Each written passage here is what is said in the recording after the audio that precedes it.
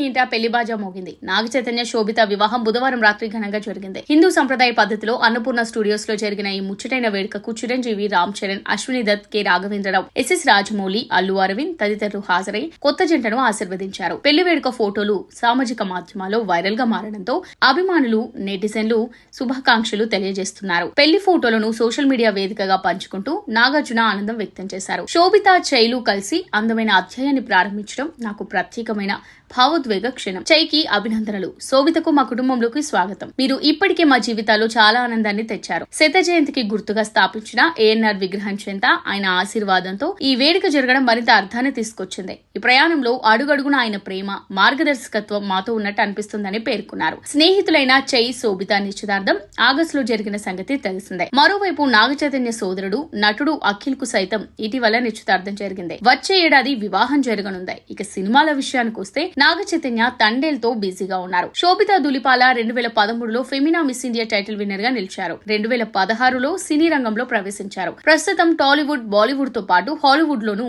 వరుస అవకాశాలు అందుకుంటున్నారు.